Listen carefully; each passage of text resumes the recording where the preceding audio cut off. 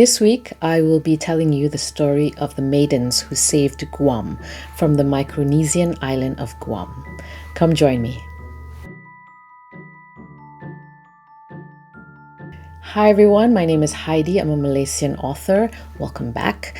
Lately, I've been doing a lot of stories from Malaysia because, well, I'm Malaysian and these are the stories that I'm most familiar with. However, I do realize that the title of this channel is Nusantara Fairy Tales with Heidi. So this week, I've decided to go further afield. We will be going to the Micronesian island of Guam for our story, which is one of my favorite stories. So sit back, relax, chill while I tell you the tale of the maidens who saved Guam.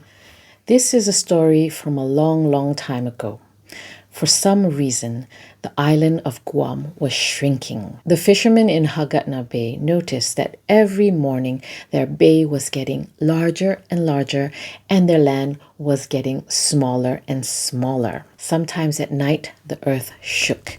And if you listened carefully, you could hear a gnawing sound coming from underneath the surface of the earth. The leader was worried. If something was not done soon, their big island would be cut in half and would be divided into two smaller islands, and that would not do. Throughout the land, the people came together to discuss and to find a solution, but no one knew what to do.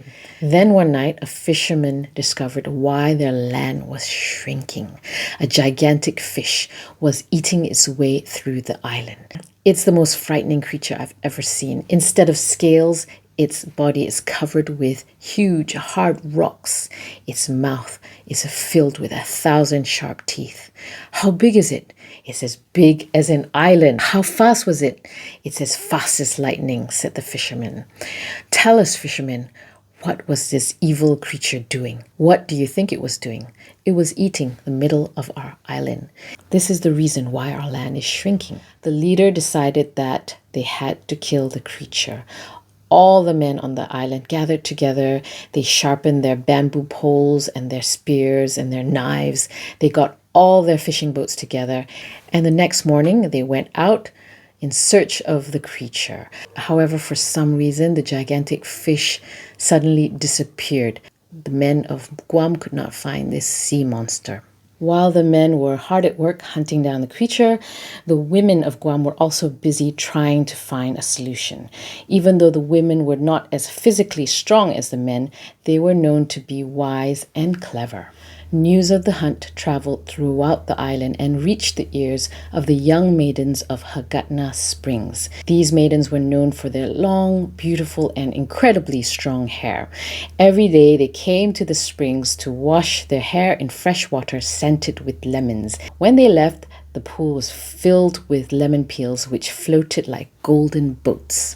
One day, a girl from Pago Bay, which was on the opposite side of the island, found these floating lemon peels, and she wondered how these lemon peels from Hagatna Springs arrived on her shore. She was so curious that she decided to go to Hagatna Springs to find out and to solve the mystery. When she arrived, she asked the maidens of Hagatna Springs, "How did your lemon peels arrive on my bay, which is across the island? How did it arrive on my beach in Pago Bay?" asked the girl. How indeed, it is mysterious. The maidens sat on the beach wondering how their lemon peels managed to go all the way across the island. As they sat, they watched the men in their boats searching for the sea monster. The answer came to them as the waves crashed at their feet. It is the monster. Yes, the monster. I heard that it is huge and has sharp teeth. The men have been searching for days, but the monster has vanished. It must be. Yes. It must be. It must be hiding underneath the island. The maidens came to the conclusion that the monster must have eaten its way underneath the island, causing a tunnel to flow from Hagatna Bay all the way to Pago Bay across the island. "This is how your lemon peels arrived on my bay," said the girl from Pago Bay. "We must catch the monster. Come, let us weave a strong net made out of our hair. The lemon wash that we use makes our hair thick and strong, and if we work together, we can catch the monster." The maidens cut off their long, beautiful hair and worked all day to weave the strands together. into a fishing net. And by the time the sun had set, they were ready to go fishing. Working together, the maidens swam out to sea, and as they swam, they sang a song to attract the attention of the sea creatures. The fish heard the song and sang straight towards the maidens. "It is coming, get ready!" Working together, the maidens threw their net of hair over the fish. The monster struggled and tried to escape, but it was no use. The net that was made from the hair of the maidens was too strong. The men in the boats could not believe their eyes when they saw that the sea creature had been caught by the clever, brave, and beautiful maidens of Guam Island. I found this story online on the Guampedia website, which I'll link down below. And I was fascinated by how this story tries to explain the reason why this island looks the way it does. It looks as if something has taken a bite out of the middle of the island. If you look at the map of Guam, you'll see what I mean. Also, of course, I love the fact that at the end of the day, at the end of the story, it was the maidens who actually saved the day. Instead of racing out to sea with their weapons to hunt the creature, which is what the men did, the women sort of sat back. They looked at the situation rationally. They pieced together the clues. They discussed the problem together, and they came up with a clever solution. Not only did they use their brains and their superior form of communication, they also used their beauty in the form of their incredibly strong hair. I think I need to start washing my hair with lemon peel as well. So I know exactly what you're thinking now. You're thinking, where on earth is Guam? Guam is a small Micronesian island east of the Philippines.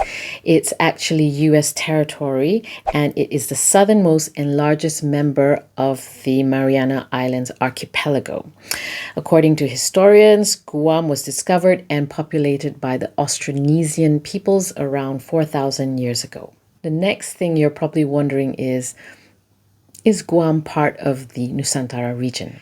As I mentioned in my very first video, my introductory video, linked down below if you want to have a look, the purpose of this channel is to tell you all about the fairy tales and folk tales from around the Southeast Asian and the Nusantara region. Now, of course, this term Nusantara has several different definitions, but on this channel, I am using the broadest definition of Nusantara, which includes countries which share the Austronesian language.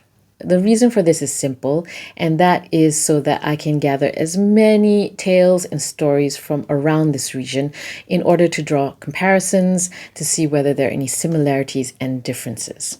Also, it's much more fun. The indigenous people of Guam are the Chamorros, who are related to other Austronesian natives of the Philippines, Taiwan, and East Indonesia. The Chamorro language actually lies within the Malayo-polynesian subgroup, which is why this story is included in my very broad umbrella of Nusantara tales. So what did you think of this story? I'd love to hear your thoughts, so please do leave a comment below. If you like this story and the other stories that I've told you on this channel, please do like and subscribe to my channel. Please support me in my mission to spread these Nusantara fairy tales. If you want to learn more about why I've started this project, check out my videos in episode 1 and also episode 17, which is where I discuss the healing powers of fairy tales. Thanks for joining me. Take care, and I'll see you in the next video.